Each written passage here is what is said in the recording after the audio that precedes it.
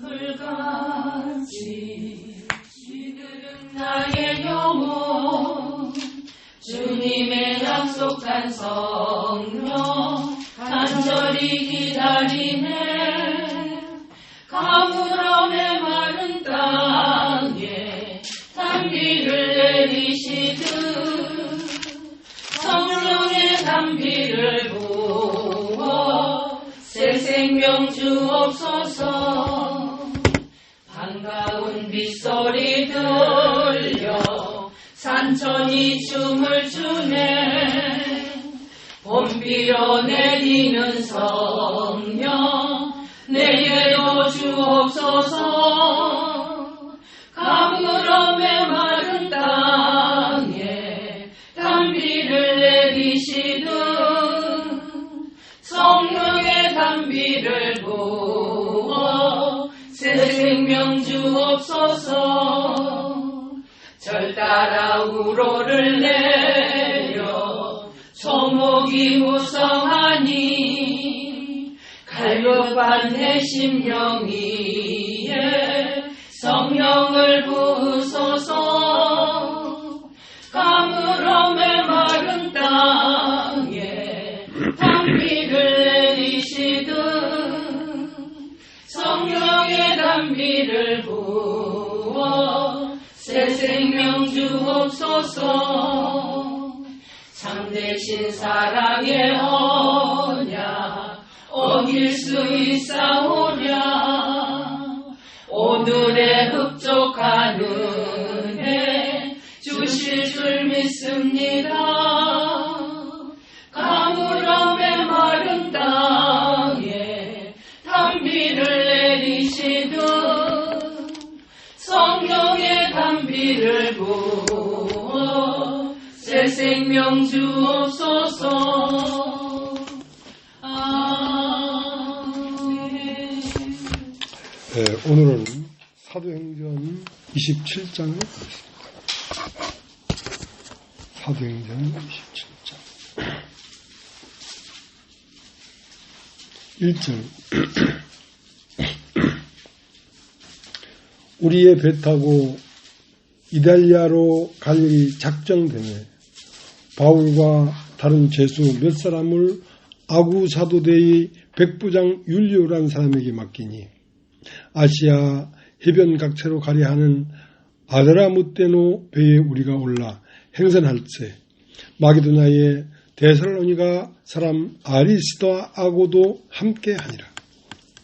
이튿날 시동에 대니 율리오가 바울을 친절히 하여 친구들에게 가서 대접받음을 허락하더니 또 거기서 우리가 떠나가다가 바람이 거슬림을 피하여 구브로 해안을 의지하고 행선하여 길리기아와 밤빌리아 바다를 건너 루기아의 무라성에 이르러 거기서 백부장이 이달리아로 가려 하는 알렉산드리아 배를 만나 우리를 오르게 하니 배가 더디가 여러 날 만에 간신히 니도 맞은편에 이르러 풍세가 더 허락하지 아니므로 살몬의 앞을 지나 그레데 해안을 의지하고 행선하여 간신히 그 연안을 지나 미양이라는 곳에 이르니 라세아 성에서 가깝더라.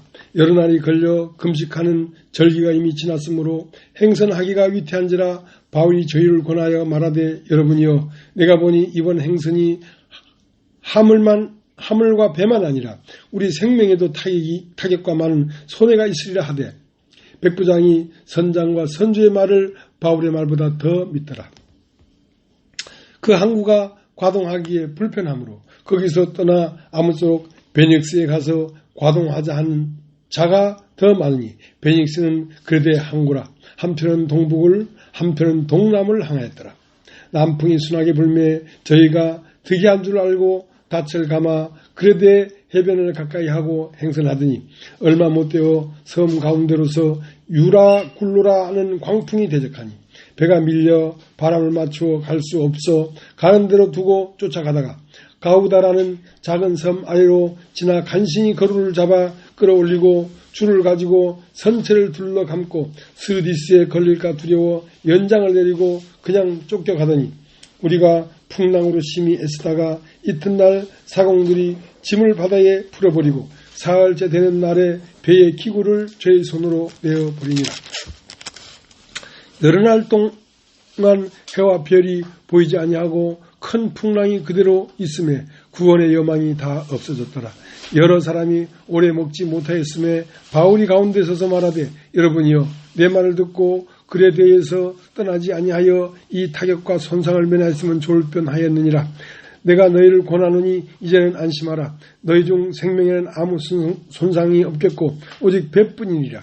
나의 속한 바 곧 나의 섬기는 하나님이 사자가 어젯밤에 내 곁에서 말하되 바울아 두려워 말라. 내가 가이사 앞에 서야 하겠고 또 하나님께서 너와 함께 행선하는 자를 다 내게 주셨다 하였으니 그러므로 여러분이 안심하라. 나는 내게 말씀하신 그대로 되리라고 하나님을 믿노라. 그러나 우리가 한 섬에 걸리라 하더라. 열 나흘째 되는 날 밤에 우리가 아드리아 바다에 이리저리 쫓겨가더니 밤중쯤 되어 사공들이 어느 육지에 가까워지는 줄을 짐작하고 물을 재보니 20길이 되고 조금 가다가 다시 재니 15길이라.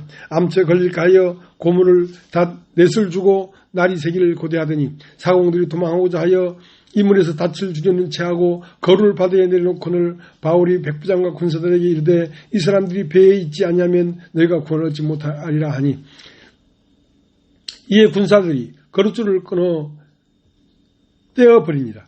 날이 새어가매 바울이 여러 사람을 음식 먹으라 권하여 가로되 너희가 기다리며 먹지 못하고 줄인 지가 오늘까지 열 나흘인즉 음식 먹으라 권하니 이것이 너희 구원을 위하는 것이요 너희 중 머리털 하나도 잃을 자가 없느니라 하고 떡을 가져다가 모든 사람 앞에서 하나님께 축사하고 떼어 먹기를 시작하며 쟤도 다 안심하고 받아 먹으니 배에 있는 우리의 수는 전부 276인이더라.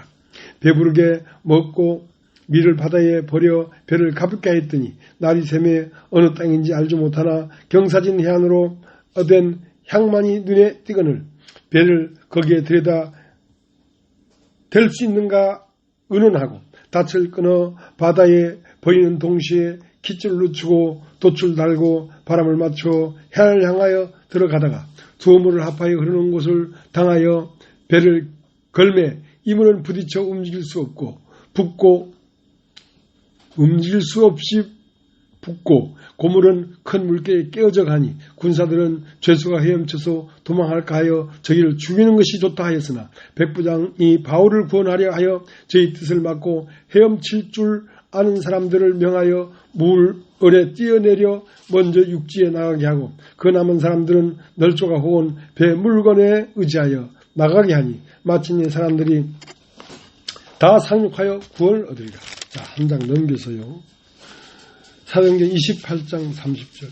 바울이 온 이태를 자기 셋집에 유하며 자기에게 오는 사람을 다 영접하고 담대히 하염나를 전파하며 주 예수 그리스도께 관한 것을 가르치되 그 많은 사람이 없었더라. 네.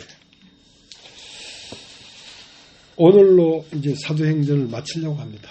네.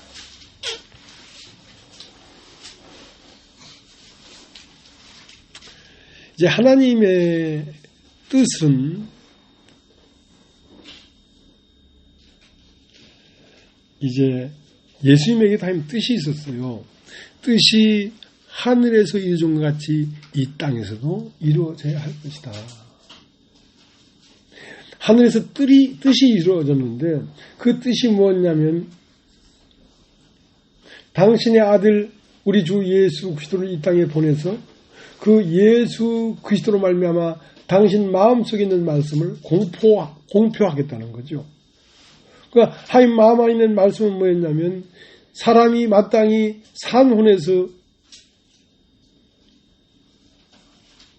영이 되어가지고 하나님의 마음과 하나가 되는 마음, 하나가 되는 심령을 창조하고자 하는 것이 하나님의 뜻이었는데 이제 이 사람이 그 하나님의 마음과 하나가 되는 그 길이 끊겨져 버렸다는 거죠. 사람의 도가 끊겨져 버렸다는 거죠. 왜? 사람들이 육체가 되어버렸기 때문에.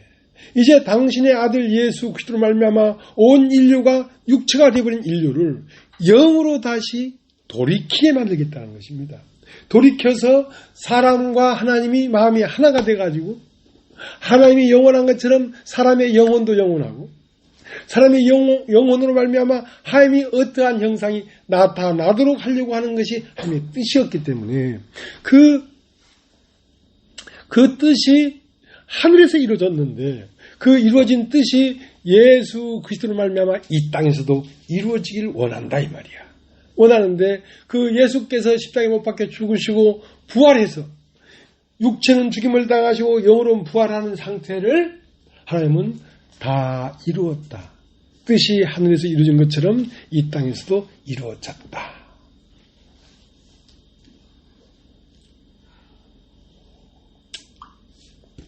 오늘 사도행전 27장을 우리가 읽었습니다. 예수님을 하나님은 온 인류를 구하는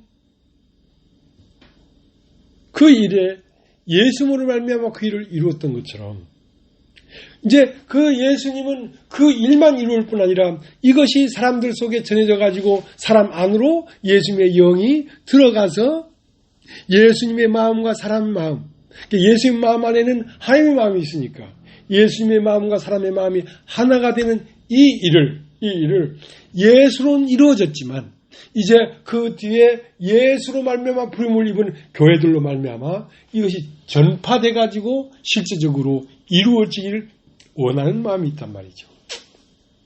근데 그 일에 누구를 불렀냐면 유대인의 율법에 아주 열심히 있는 사울을 불러서 이 사울은 이방인의 사도로 이방인의 이 말씀이 증거될 수 있도록 하는 그 길이 되도록 하기 위해서 바울을 불렀단 말이죠. 근데 이제 바울도 이런 일로 인하여 당신이 부르심을 입었다는 걸 몰랐어요. 맨 마지막에 가보니까 하나님은 나를 이런 것을 쓰려고 나를 부르셨구나 하는 걸 후에 알았다는 것입니다. 자, 이제 그 28장 1절에 보면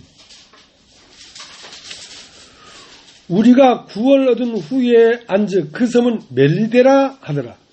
그러니까 우리가 구원을 얻은 후에 보니까 우리가 머물렀던 그 섬이 멜리데라 하는 걸 알았던 것처럼 이제 바울이 일생을 다 살고 인생 끝에 가보니까 하나님은 나를 이방인에게 복음을 전하는 그릇으로 나를 불렀구나 하는 걸 알게 됐다는 것이죠.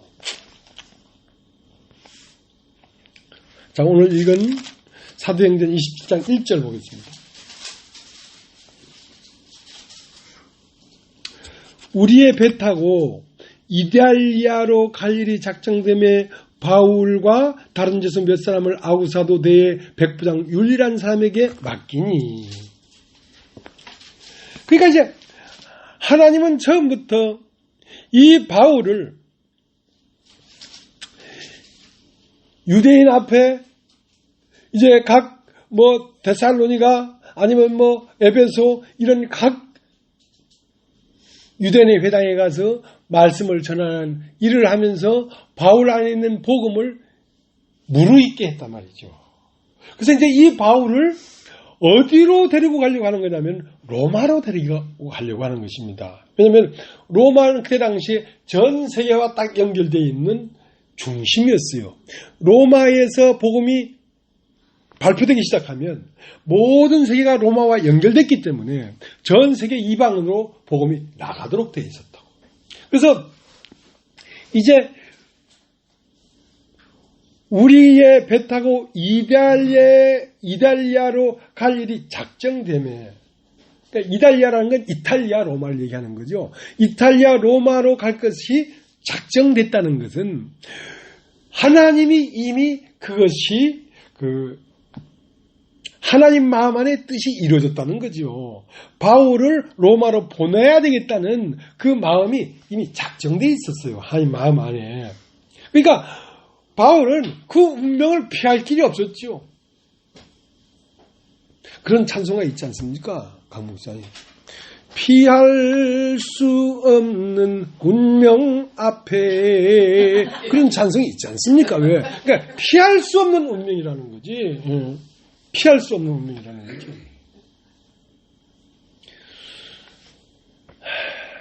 근데 이제 로마로 가서 셋집에 앉아서 복음을 전해야 되는데 그 로마로 가는 그 노정이 유로굴라라는 큰 광풍이 불었다는 것입니다. 큰 광풍이 부니까 로마로 갈 일이 작정돼서 출발했는데 이제 어떤 상황이었냐면 바울이 예루살렘에 갔는데 예루살렘에서 유대인들이 바울을 다 고소했단 말입니다. 바울은 피고인이 된 거예요.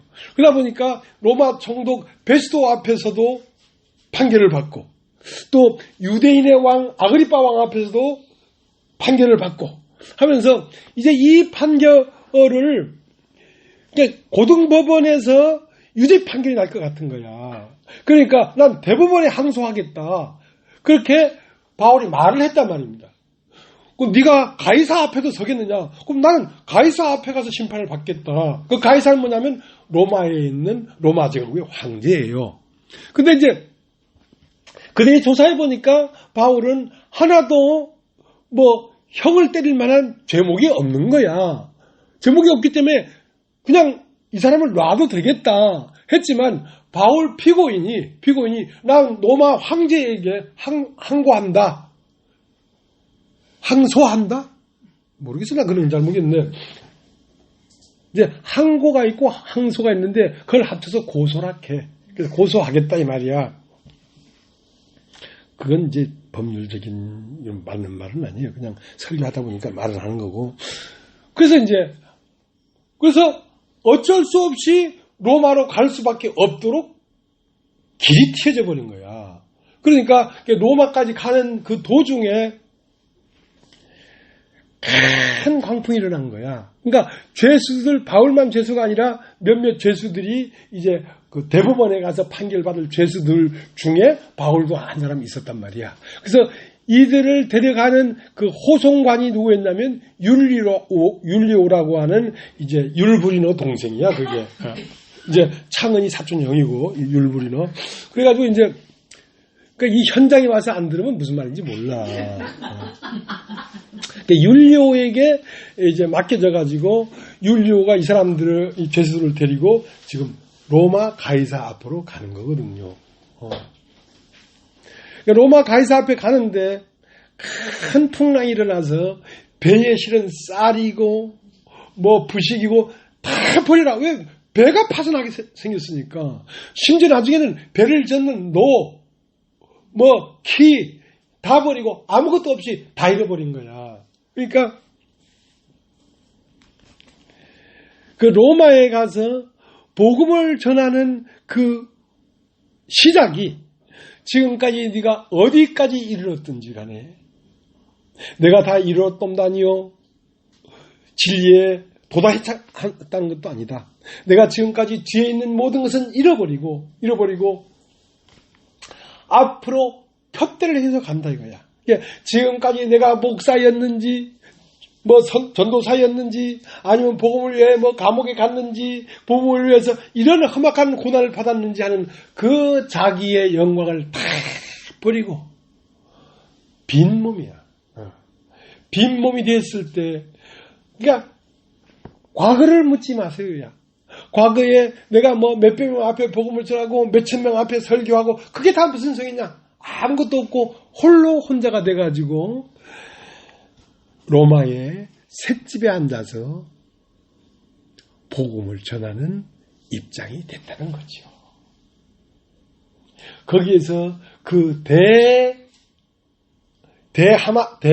대서사시의 복음 로마서 1장에서 16장이라는 것이 이 로마서에 이루어서 쫙 집필이 되고 발표가 됐다는 거죠. 그건 복음의 완성이에요. 로마서는.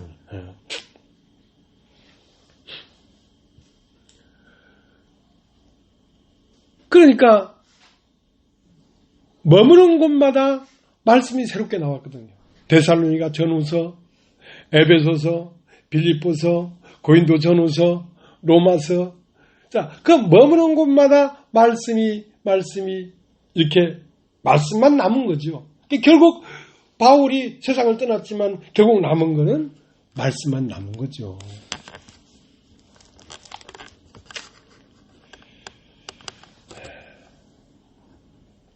그렇게 해서 오늘 로마서 27장, 사도행전 27장을 읽은 것입니다.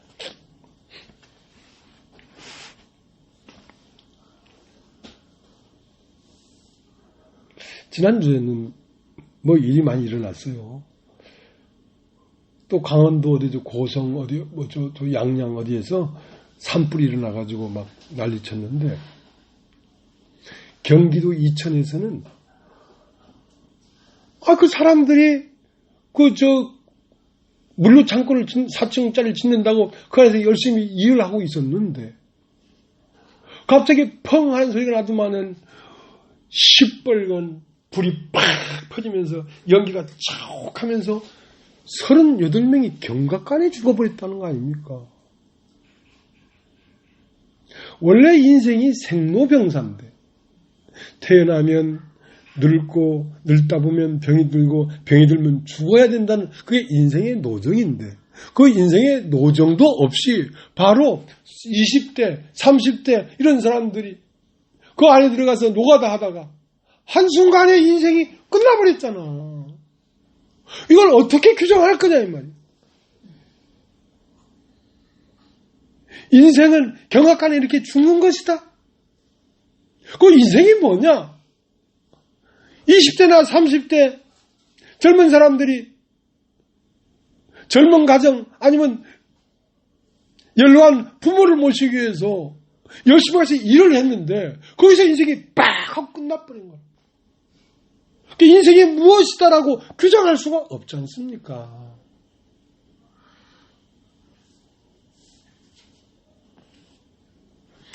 근데 이제 성경은 인생을 규정하기를 히브리서 9장 27절, 6절에 사람이 한 번 죽는 것은 정한 것이요. 야, 사람이 한 번 죽는 건 정한 것이구나. 그러니까 하나님이 사람이 한 번 죽는 건 정한 것이요 할 때 생로병사를 거쳐서 죽는 것이다. 그렇게 많이 놓지 않았단 말이죠. 그건 사람들이 말을 한 거고, 하나님은 사람이면 태어나서 죽기까지가 1편이다. 이거 1편. 근데 그 1편만 있는 게 아니라 사람이 한 번 죽는 건 정한 것이요 그 후에는 심판이 있으리니 하고 2편이 있더라 이 말이에요. 그러면 그 38명 그 경각간에 죽은 그 인생들이 어느 날 그 대3사 화재가 일어나서 죽어버렸는데, 그러면 인생은 이렇게 죽는 것이다로 끝나는 게 아니고 그건 1편이고 2편이 있다. 2편이 다 끝나도 끝난 것이 아니다. 2편이 있는데 그 후에는 심판이 있으리니, 이게 2편이 있다는 거죠.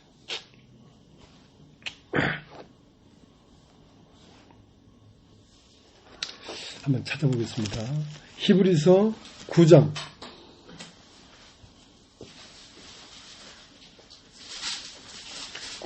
27절.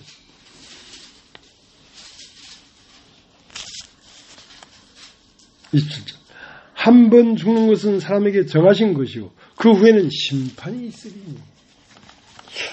사람이 한 번 살다 딱 죽으면 끝나는 것이 아니었구나.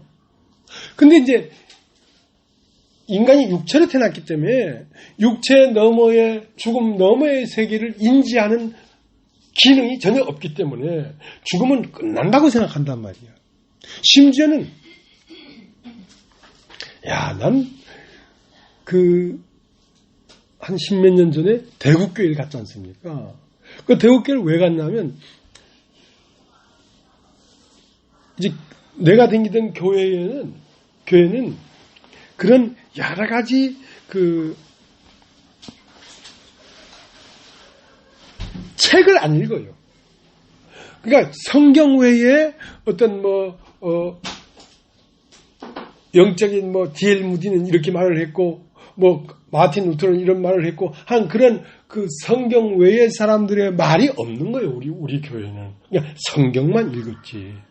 근데 그 기본소식 선교를 나와가지고 대구교회 그 목사님이 설교하는 그 내용을 글을 써놓은 걸 보니까 이야 진짜 해박하구나. 진짜 이분 신령한 분이구나. 내가 반해버렸어요. 반해버렸어요. 그래가지고 그 교회를 갔지 않습니까? 왜? 나는 이제 오갈 데가 없는, 정처 없는 나그네니까. 가서 한 4개월인가 있다 보니까 이상해. 결국 거기에 말하는 건 뭐냐면, 이제 그분은 그 인도자 하시던 목사님이 뭐 불경도 공부하고, 또 뭐 통일교도 심취해봤고, 여화 증인도 댕겨보고, 뭐 사방에 다 한 분인데, 그 워치만이가 전하는 영에 속한 사람들, 그걸 기점으로 해서 전하는 위트니스리가 있어요. 이상수란 분이 있는데, 이분이 써놓은 그 뭐 60권짜리 뭐 큰 그 성경을 해석해 놓은 게 있다 하더라고.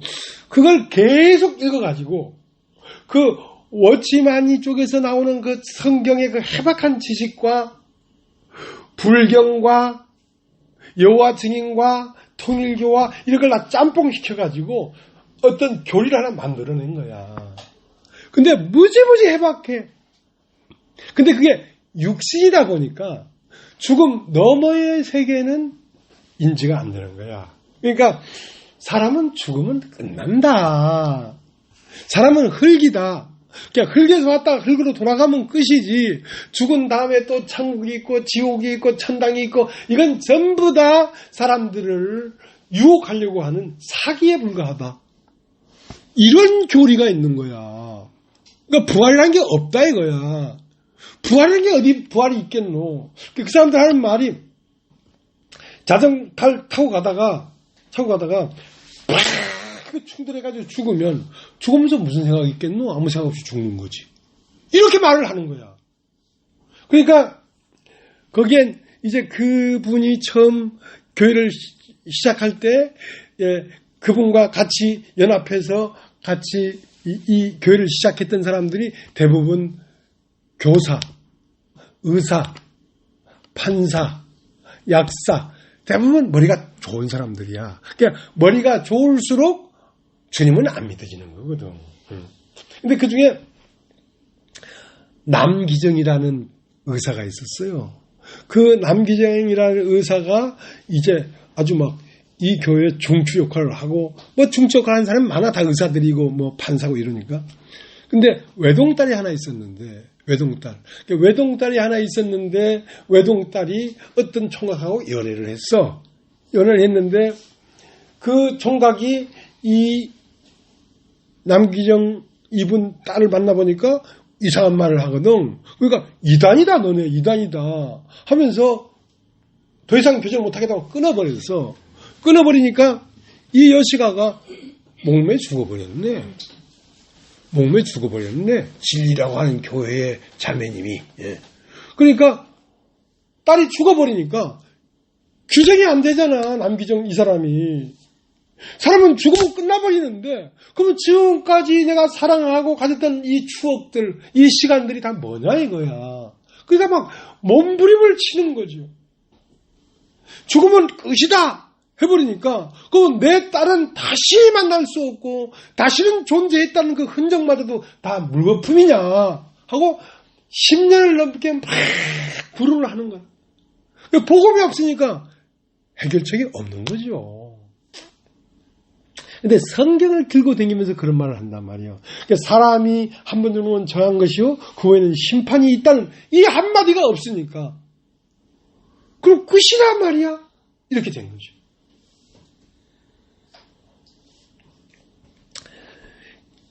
돼지나 개나 원숭이는요 자살 안 합니다.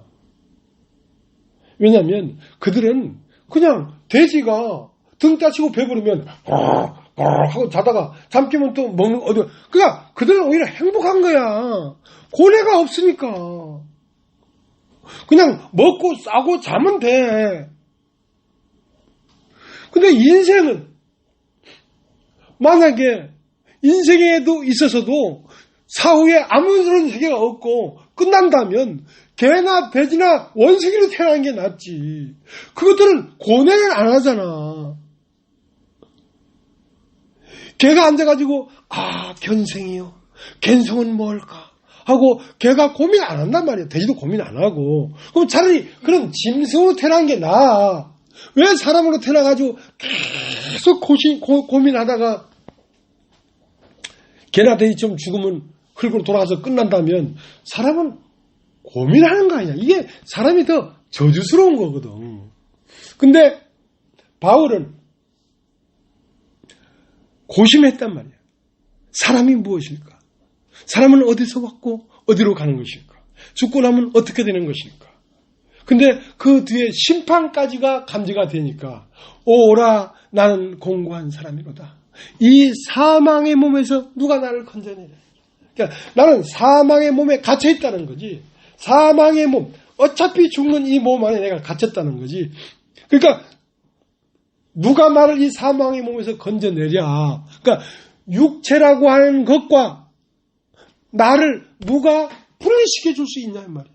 나는 이 육체에서 분리되지 않냐면 영원한 심판에서 벗어날 길이 없구나. 오라 나는 공고한 사람이로다. 이 사망의 몸에서 누가 나를 건져내랴.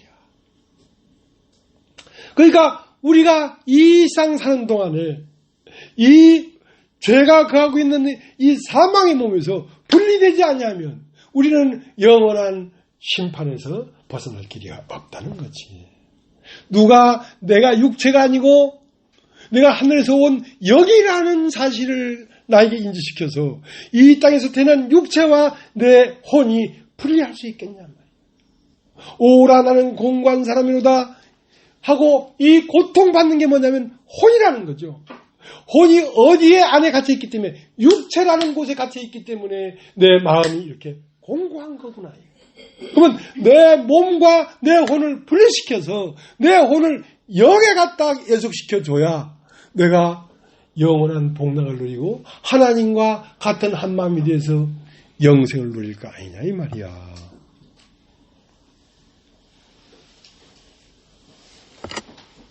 그래서 이 인생의 전편은 뭐냐면 전도서 1장이에요.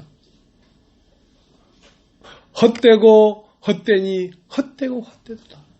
만약에 지난주에 그 38명 그 존귀한 생명들이 불이 팍 일어나자 거기서 팍 죽고 끝나버렸다면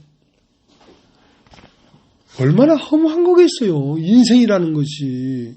고민하고 생각하고 살아온 인생이라는 것이 짐승보다도 못한 거지.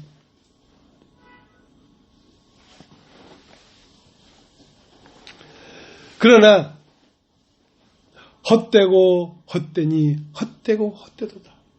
사람이 해안에서 하는 수고가 무엇이 자기에 유익한고.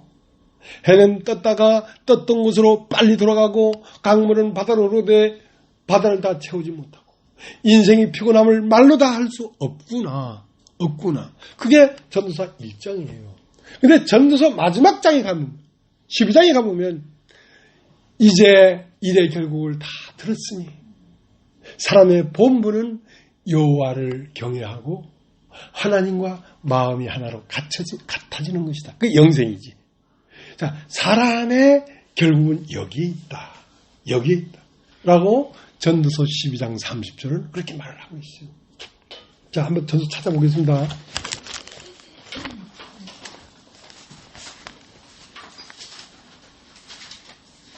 전도서 12장 13절. 12장 13절. 이래 결국을 다 들었으니 하나님을 경외하고 그 명령을 지킬지어다. 이것이 사람의 본분이니라. 하나님은 모든 행위와 모든 은밀한 일을 선악간에 심판하시리라. 그러니까 인생의 종점은 심판대 앞에서 종점이 이루어지는 것이지 죽음으로 끝나는 게 아니란 말이야. 죽음은 1차적인 삶이야. 전편, 그러니까 전편과 후편이 있단 말이야. 사람이 한 번 죽는 것은 정한 것이요. 그건 인생의 전편이야. 후편인데 후편은 뭐냐? 사람이 한 번 죽는 건 정한 것이요. 그 후에는 심판이 있으리니 이것은 후편이란 말이야. 두 편이 있다. 두 편이 있다.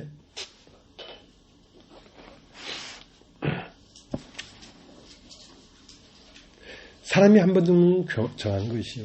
나는 사람에게 이런 죽음이 있다는 걸 늘 얘기하지만 6살 때 정미소, 옛날 그 방앗간 정미소 앞에서 인생에게 정해진 놀라운 사실을 발견했어요. 6살 때 할아버지 그 초상 다음에 소상하거든요. 그 떡살을 찔러 엄마가 방앗간 가는데 그 따라갔다가 사람들이 웅성웅성 모여있는데 28살 난 건장한 청년이 숨을 쉴 때마다 코로 입으로 피가 푹푹 나오면서 가만히 누워있는 거야. 근데 사람들이 그 주위에서 막 치밀하게 보고 있는 거야. 나도 그걸 보는데 나도 막 얼굴이 빨개지는 거야. 엄마 저 사람 왜 그래? 조용히 해라. 사람이 죽는 거야 지금. 나도 죽는 거구나. 근데 나는 막 어쩔 줄을 몰라 했어요. 야, 사람이 죽는 거구나. 근데 처음 6살 때 죽음을 봤어요. 야, 사람 속에 죽음이 정해져 있는 것이라는 걸 봤어요. 사람이 한 번 죽는 건 정한 것이요. 야, 나에게도 저런 날이 오겠구나.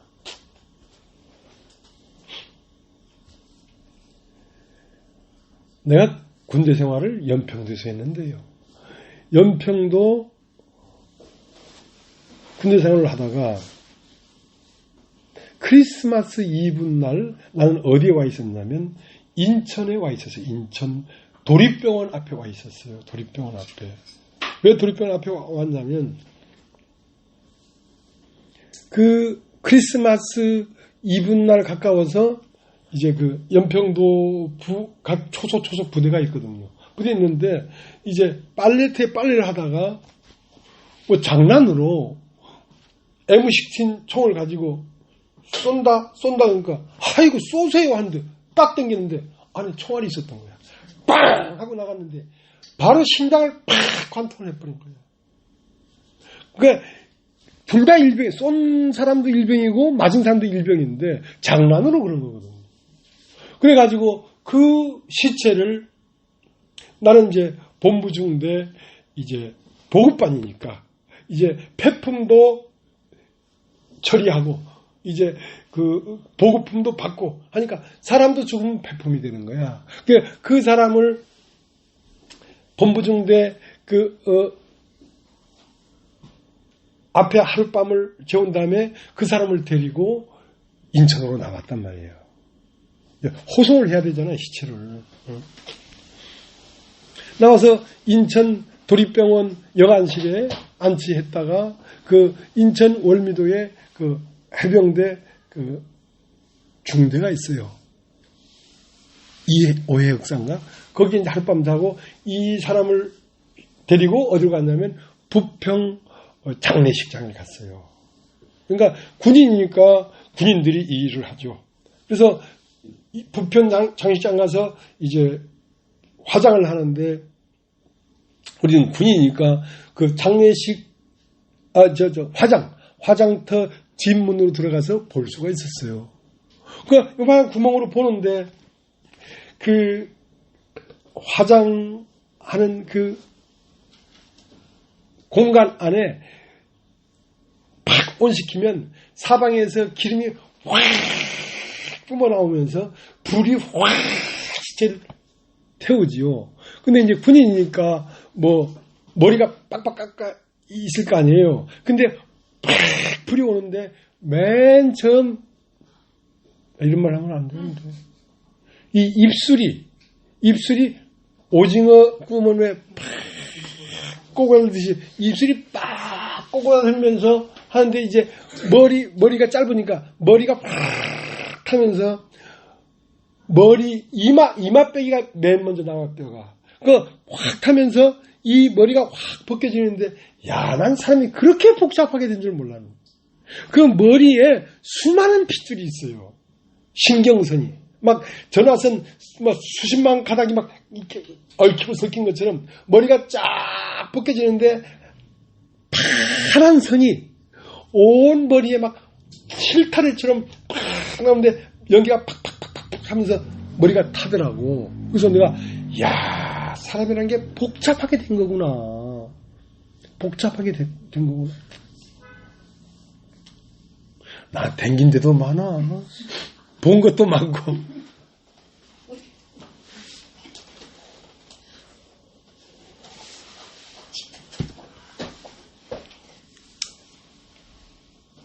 근데 이제 그 사람들은 내가 업무상으로 그렇게 했지만 내가 제일 사랑했던 사람이 우리 형님이에요. 우리 형님이 33살에 나 27에 형님이 죽었어. 형님이 죽었는데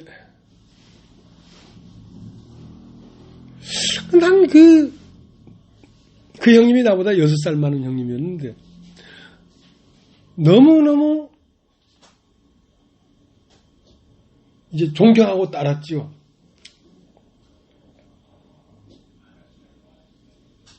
어저께 내가 저 충청북도 보은 갔다 왔습니다. 보은 옛날 친구들이 야, 우리가 삶을 얼마나 사나 한번 얼굴에 한번 보자. 그러면서 나는 평일이 아니면 시간이 안 된다. 토요일날 일요일날 만나서 하룻밤 펜션에서 지내잖아. 나는 뭐 주말로 안 돼. 그러니까 내 시간에 맞춰서 금요일날 만나기 위해서 갔어.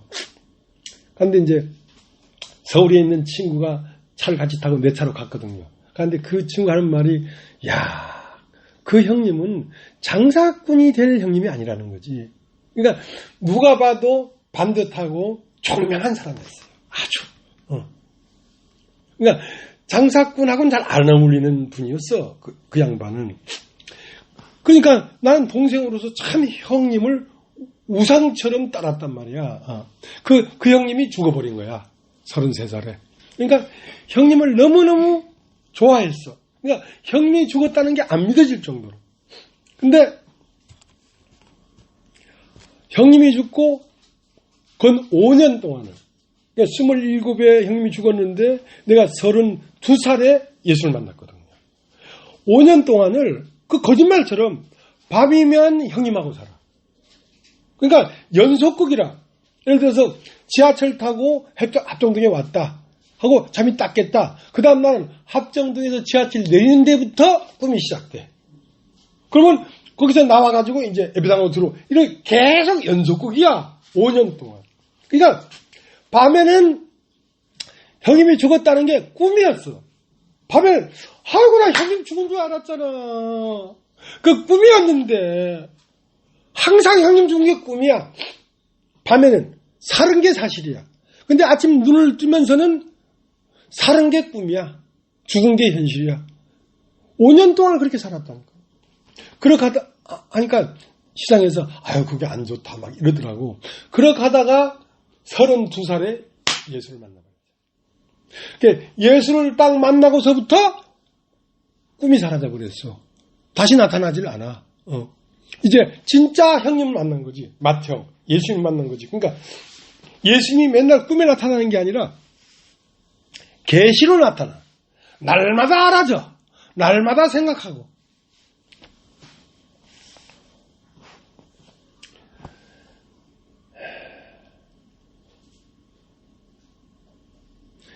저 세상과 이 세상이 완전히 단절되어 있는 것 같지만 그렇지가 않습니다. 저 세상과 이 세상은 연결고리가 있어요. 뇌관이 있는 것처럼 연결고리가 있어요. 내가 예수를 만나고 나니까 예수님이 끊임없이 나에게 오는데 이분은 꿈으로 오는 게 아니라 실상인 계시로 나에게 와. 그러니까 날마다 만나. 그전에는 예수님을 밤마다 만났는데. 자, 그런 것처럼 요한 1서를 한번 찾아보시죠. 요한 1서.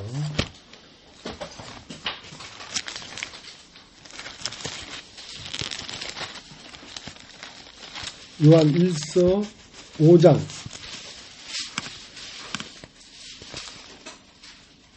18절. 하나님께로서 난 자마다 범죄치 않은 줄 우리가 아느니라. 하나님께로서 난 자마다 범죄할 수가 없다는 거지.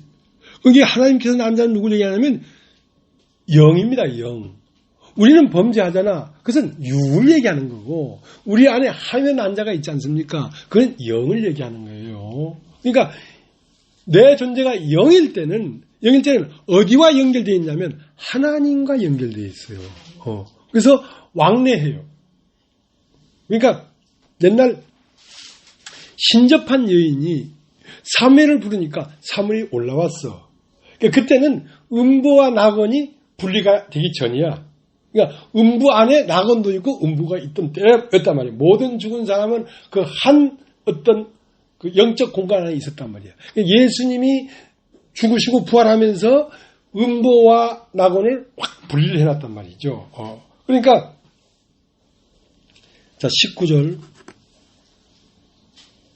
또 아는 것은 우리는 하나님께 속하고 온 세상은 악한 자 안에 처한 것이며. 그러니까 이 세상도 영이 두 개의 영이 있는데 우리도 저희는 이 세상 풍속을 쫓고 공중의 권세 잡은 자를 따랐으니 곧 지금 불순종 아들들 가운데 역사하는 영이다 이거야. 그러니까 그 육신이라는 세계도 어떠한 영적 세계와 연결되어 있어요. 그렇기 때문에 육신으로 죽어서 막 할 말이 많은 영혼이 육신에 있는 사람들에게 빙의가 됩니다. 진짜로. 진짜 빙의가 된다니까. 건너와요, 일로. 건너오고 건너가고. 그러니까 나라라는 것이 이승과 저승이 완전히 단절됐지만 하나님의 마음을 가진 사람의 마음에는 저 세상 육신의 신이 와서 이렇고 저렇고 할 수가 없어. 꿈에 나타날 수 있어. 왜냐하면 우리가 완전히 영으로 완전히 바뀌어진 게 아니기 때문에 육신이 남아있는 부분은 저쪽 세상이 잠깐 올 수 있어. 그러나 우리가 마침내는 완전히 영으로 바뀌어버리면 우리에게는 무엇만 오냐면 하나님의 나라가 들락날락 하나님 나라가. 그러니까 이스라엘 나라는 요단강을 중심으로 서편에 9지파 반, 동편에 2지파 반이 있다는 것은 서로 왕래한다는 거지. 왕래한다는 거지.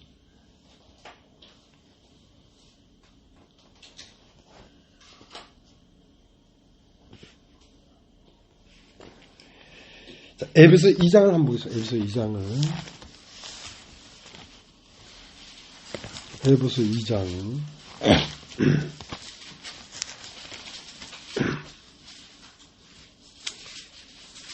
1절. 너희의 허물과 죄로 죽었던 너희를 살리셨도다. 그때 너희가 그 가운데 행하여 이 세상 풍속을 쫓고 공중의 권세 잡은 자를 따랐으니 곧 지금 불순종 아들들 가운데 역사하는 영이라. 저희는 우리도 다 그 가운데 우리 육체의 욕심을 따라 제며 육체와 마음이 원하는 것을 사하여 다른 가지 본질상 진노에 자녀했더니 긍휼의 풍성한 하나님이 우리를 사랑하여 큰 사랑을 인하여 허물로 죽은 우리를 그리스도와 함께 살리셨고. 자, 그러니까 여러분이 이 하나님의 말씀을 알아듣는 것은 여러분의 영과 하나님의 나라가 문이 있어서 들락날락하고 있기 때문에 여러분이 알아듣는 것이지. 영으로 거듭나는 사람은 아무리 얘기도 못 알아듣잖아요. 왜냐하면 그 나라가 달라서 그래요. 그 사람들은 어떤 말을 많이 알아듣으면 세상에 속한 말은 쇽쇽 기가 막히게 알아들어. 근데 이 말은 못 알아들어요. 왜냐하면 하나님에게 속하지 않았기 때문에 그렇단 말이에요. 그러니까 하나님에게 속한 것은 우리의 죽어서 가는 영원한 나라뿐만 아니라 우리가 육체 가운데 있을 때도 하나님 나라라고 우리가. 그러니까 서로 왕래한다니까. 요한복음 8장을 한번 요한복음 8장.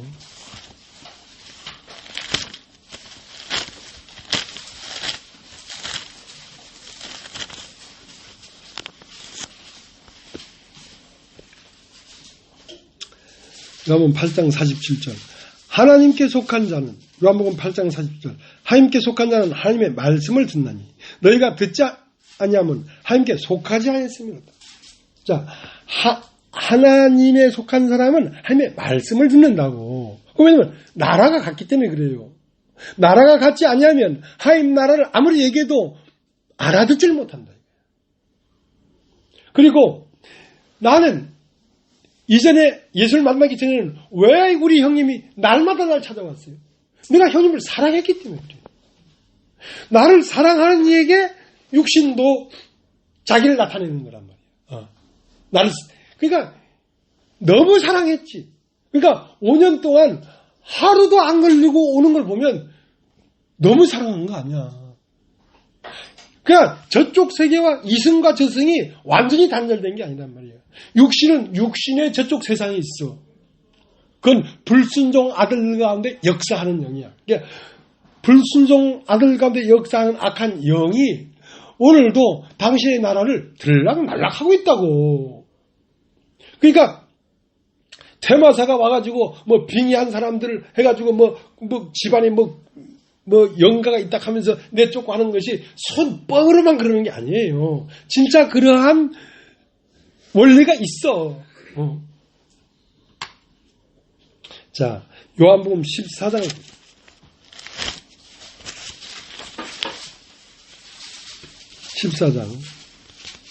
21절.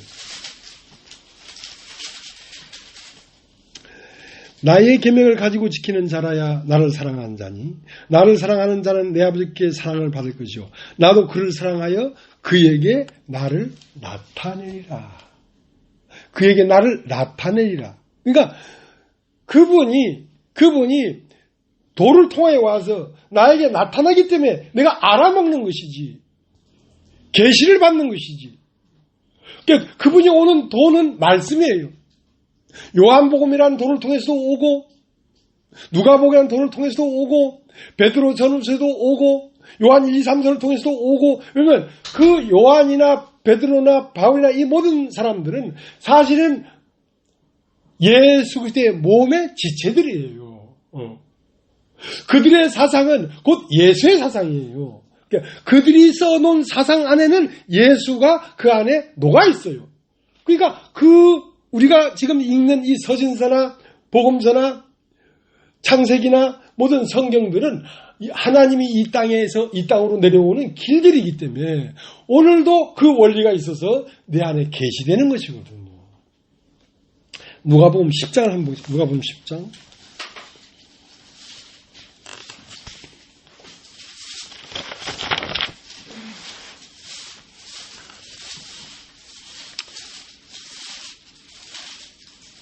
(10장) 21절. 이때 예수께서 성령으로 기뻐하사 가라사대 천지의 주제이신 아버지여 이것을 지롭고 슬기는 자들에게는 숨기시고 어린 아이들에게는 나타내심을 감사합니다. 옳시다 이렇게 된 것이 아버지의 뜻입니다. 내 아버지께서 모든 것을 내게 주셨으니 아버지 외에는 아들이 누군지 아는 자가 없고 아들과 또 아들의 소원대로 계시를 받는 자 외에는 아버지가 누군지 아는 자가 없나이다. 그러니까 하나님이 계시를 따라 내 마음에 나타나야지 내가 하나님을 아는 것이지, 내 마음에 나타나지 않으면 내가 하나님이 누군지 어떻게 알겠냐는 거지. 우리가 무슨 영적 큰 조직에 연결돼 가지고 무슨 영적 지식을 공급받는 것도 아니고, 우리가 조직이 있어서 뭐 구역직을 나눠 가지고 조직으로 우리를 꽉 묶는 것도 아니고, 오직 하나님이 계시로 말미암아 나타나는 말씀을 전하고 말씀을 들을 뿐인데 우리가 하나님을 알게 된다는 거죠. 왜냐하면 그것은 아들과 아들의 소원대로 계시를 받는 자가 아니면 하나님이 누군지를 알 수가 없다는 거죠.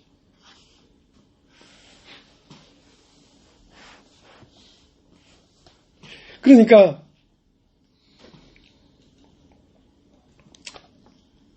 죄송합니다. 한국만 부탁하고 있습니다. 히브리서 9장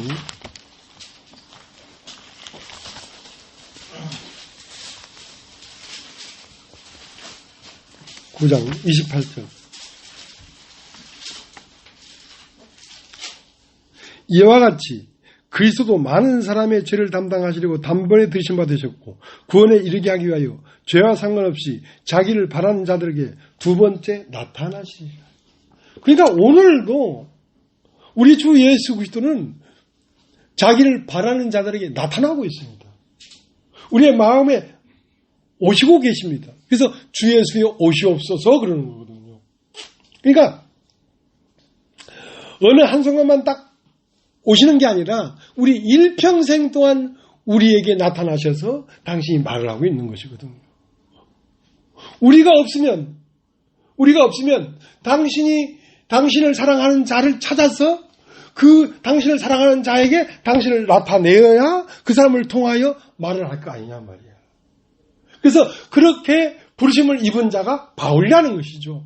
바울. 그러니까 바울이 지금 어디로 보내져야 되냐면 이방으로 보내져야 되는데 그 로마로 가야 되는데 로마로 갈 일이 작정되었다 이 말이야. 우리는 이 쌍 육신들에게 하나님이 어떠한 분인가를 나타내기 위하여 부르심을 입은 자들이라는 것입니다. 로마서 1장을 보세요. 로마서 1장.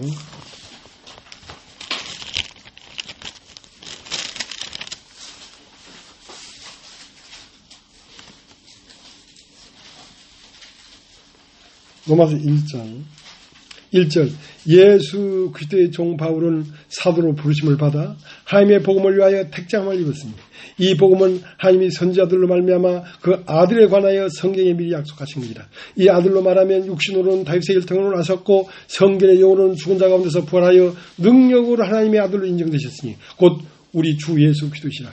그로 말미암아 우리가 은혜와 사도의 직분을 받아 그 이름을 위하여 모든 이방인 중에서 믿어 순종케 하나니 너희도 그들 중에 있어 예수 그리스도의 것으로 부르심을 입은 자니라. 너희들도 이방인이었는데 그들 중에 있어서 예수 그리스도의 것으로 부름을 입었다 이거야. 너희는 무엇이 되기 위해서 부름을 입었냐면 예수 그리스도의 몸이 되기 위해서 부름을 입었다는 거죠.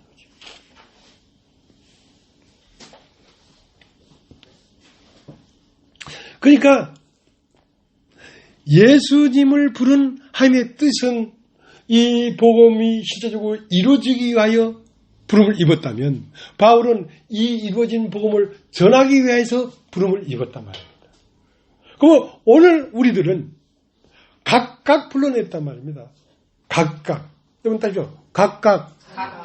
우리는 각각 다 달라요. 그러나 부르심의 한 소망 안에서 불렀단 말이에요. 몸을 보면 손이 있고 발이 있고 눈이 있고 다 손이겠느냐? 다 발이겠느냐? 다 입이겠느냐? 어떤 사람은 교사라, 어떤 사람은 목사로, 어떤 사람은 다스리는 자로, 어떤 사람은 봉사하는 이로, 어떤 사람은 병을 치는 자로 다 은사가 다르지만 다 다른 은사를 가졌지만 한 몸인 것처럼 예수 그리스도의 한 몸을 이루기 위하여 우리가 부름을 입은 것처럼 김복희 자매가 박순엽 자매가 될 수는 없어요. 김복희 자매는 박순엽 자매가 절대 같지 아니한 김복희 자매만이 고유한 은사가 있는 거예요. 그러니까 각각 우리는 그리스도의 것으로 부르심을 입어서 이렇게 뭉쳐져 가지고 몸을 이룬 것이란 말입니다. 그래서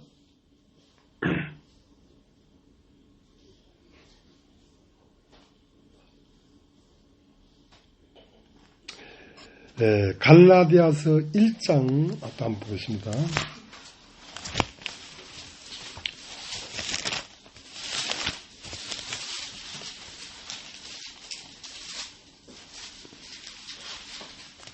갈라디아서 1장 15절.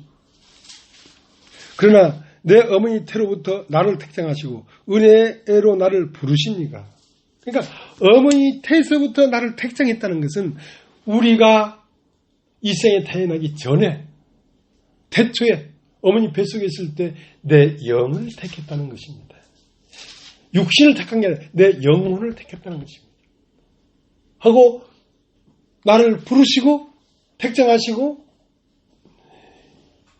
유대교의 율법에 아주 열심을 내게 하시고 율법의 열심을 낼 때 바울의 속 깊은 곳에는 뭐가 있었냐면 오호라 나는 공고한 사람이로다 하는 아주 절박한 가난함이 있었습니다. 그렇기 때문에 다메섹 도상으로 갈 때에 그 빛이 바울에게 팍 임하고 소리를 들을 수 있었던 것이거든요. 그러니까 그 사람은 태어나면서부터 일생 동안 하나님이 창조한 사람이에요. 누가? 여러분. 누가? 내가. 왜? 예수 그리스도의 몸을 이루기 위하여 우리가 부르심을 입었단 말이에요. 요한복음 10장 3절에 뭐라고 그랬냐면 그가 자기 양을 각각 불러낸단 말이에요. 각각 불러낸단 말이에요. 그러니까 뜻이 하늘에서 이룬 것 같이 이 땅에서 이루어져야 합니다. 자, 예수님에게는 하늘의 뜻이 있었습니다. 너는 이 인류의 새로운 인류의 씨가 되거라. 너로 말미암아 너와 함께 죽고 너와 함께 영으로 부활한 자로 말미암아 새 인류를 만들겠다.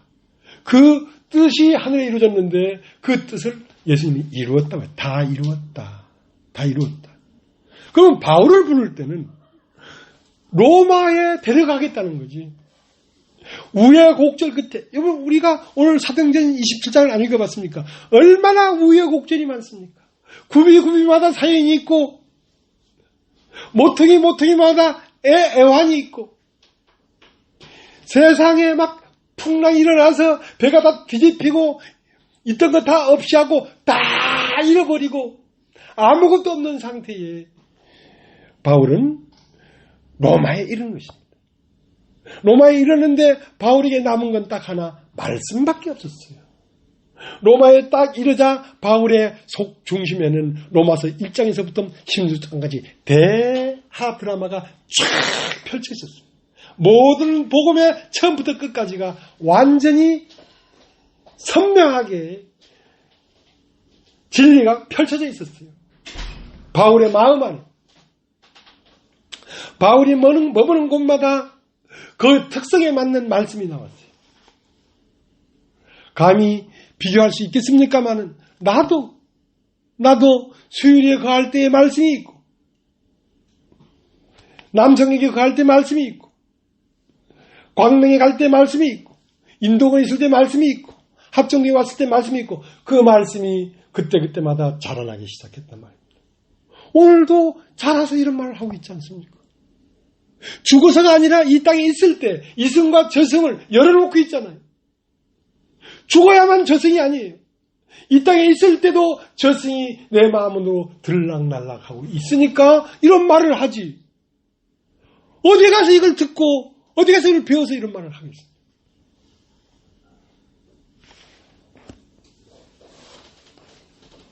그래서 이사야 53장에는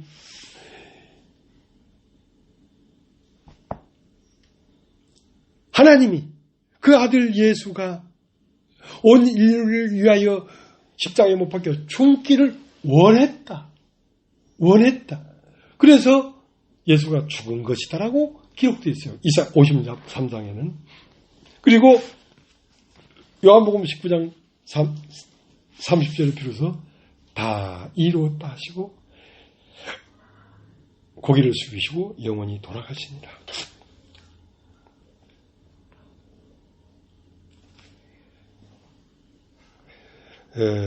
고린도전서 12장을 한번 고린도전서 12장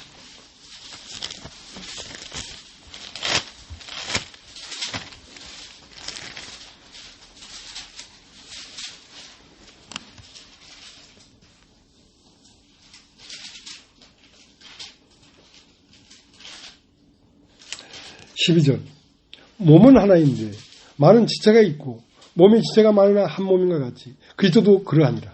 우리가 유대인이나 헬라인이나 종이나 자유자나 다 한 성령으로 세례를 받아 한 몸이 되었고 또 다 한 성령을 마시게 하셨느니라. 몸은 한 지체뿐 아니요 여럿이니 만일 발이 이르되 나는 손이 아니니 몸에 붙지 아니했다 할지라도 이로 인하여 몸에 붙지 아니한 것이 아니요 또 귀가 이르되 나는 눈이 아니니 몸에 붙지 아니했다 할지라도 이로 인하여 몸에 붙지 아니한 것이 아니니 만일 온몸이 눈이면 듣는 곳은 어디며 온몸이 듣는 곳이면 냄새 맡는 곳은 어디뇨.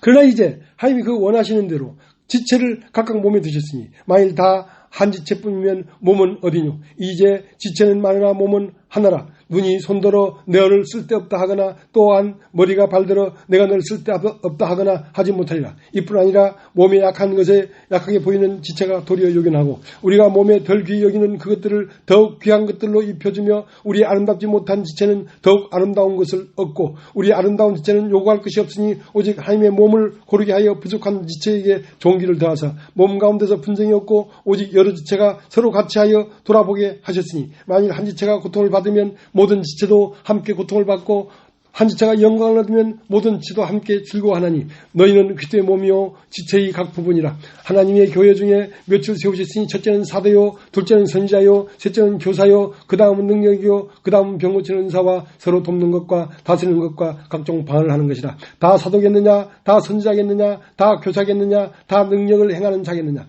다 병 고치는 은사를 가진 자겠느냐 다 방언을 말하는 자겠느냐 다 통역하는 자겠느냐 너희는 더욱 큰 은사를 삼아라.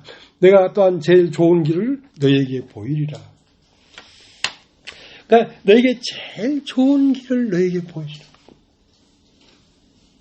다 파김치만 가져오면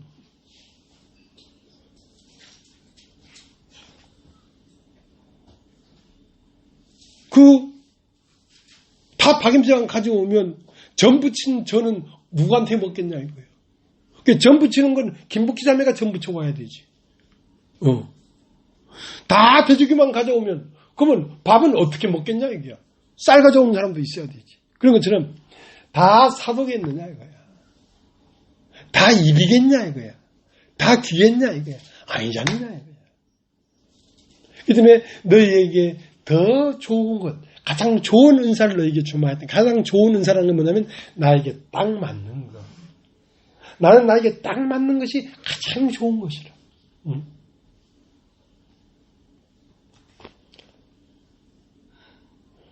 그러니까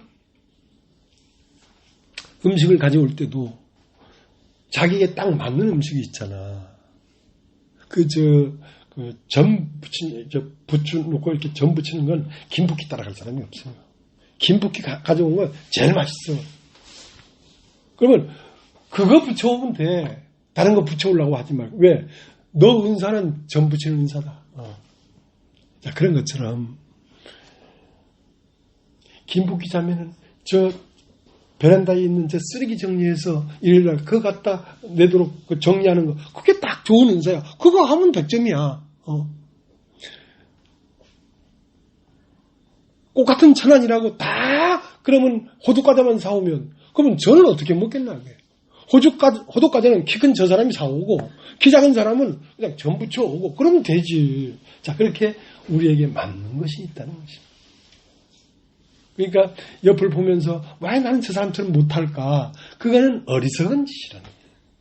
나에게 가장 알맞는 걸 주고 있다는 거예요.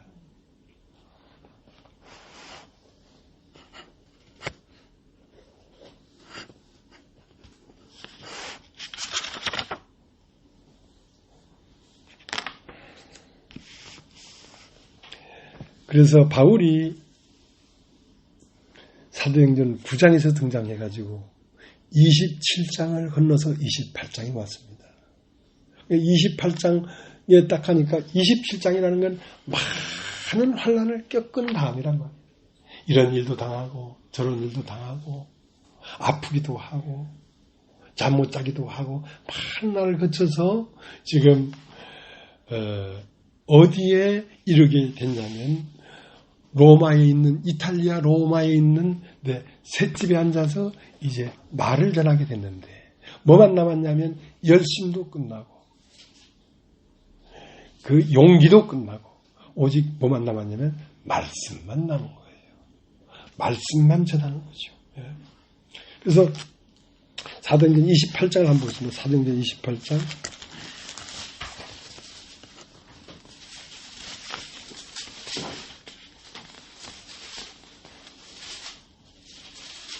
28장. 우리가 구원을 얻은 후에 안즉 그 섬은 멜리데라 하더라. 토인들이 우리에게 특별한 동정을 하여 비가 오고 날이 참에 불을 피워 우리를 다 영접하더라. 바울이 한뭇 한못 나무를 거두어 불에 넣으니 뜨거움을 인하여 독사가 나와 그 손을 물고 있는지라. 토인들이 이 짐승이 그 손에 달림을 보고 서로 말하되 진실로 이 사람은 살인한 자로다. 바다에서 구원을 얻었으나 공의가 살지 못하게 하심이로다 하더니 바울이 그 짐승을 불에 떨어버리며 조금도 상함이 없더라. 그가 붙든지 혹 갑자기 엎드려져 죽을 줄로 저희가 기다렸더니 오래 기다려도 그에게 아무 이상이 없음을 보고 돌려 생각하게 말하되 신이라 하더라. 그러니까 그 모든 과정을 지나고 나니까 그 인격이 무르익고 나니까 뱀이와 물어도 독이 퍼지지 않더라. 이제 마귀가 와서 여러 가지 일로 바울을 물어도 바울이 그거에 휘달리지 않더라. 여여하더라 이거지. 거기까지 왔다는 거야. 뱀이 물었다는 건 마귀가 이제 더 이상 역사할 수가 없더라. 누구에게? 바울에게. 그러니까 조용하게 셋집에 앉아서 말씀을 전하는 일을 했는데 그런 과정을 거쳐서 우리가 합정동 셋집에 온 것입니다, 여러분. 가히 그게 비교할 수 없지만 나도 하나님께 부르심을 입었다는 걸 부인할 수가 없어요. 내가 주님을 사랑하는 것처럼 주님을 나를 사랑해서 나에게 당신을 나타내는 것을 부인할 수가 없어요. 어머니 태로부터 나를 택정하시고 내 영을 택정하시고 나를 일생 동안 나를 보잘것없는 그 천한 인생으로 이끌면서 결국 당신이 나타낼 수 있는 도구로 창조하고 있었다는 것을 부인할 수가 없어요. 부인할 수가 없어요. 하나님이 아니면 해석이 안 돼요. 이거는. 하고 그때마다 주님은 우리에게 나타나고 있는데 강 목사님에겐 강 목사님에 맞게 나타나고 계시고 이욱진 자매는 이욱진 자매에 맞게 나타나고 계시고 우리 각자에게 그렇게 나타나고 있다. 그렇게 나타나는 것은 개인의 이름을 위하여 나타나는 것이 아니라 몸을 세우기 위해서. 우리 중에 누구도 개인의 이름은 없어요. 하나님의 몸을 세우기 위해서 이렇게 나타나고 있다는 것입니다. 오늘 여기까지 하겠습니다.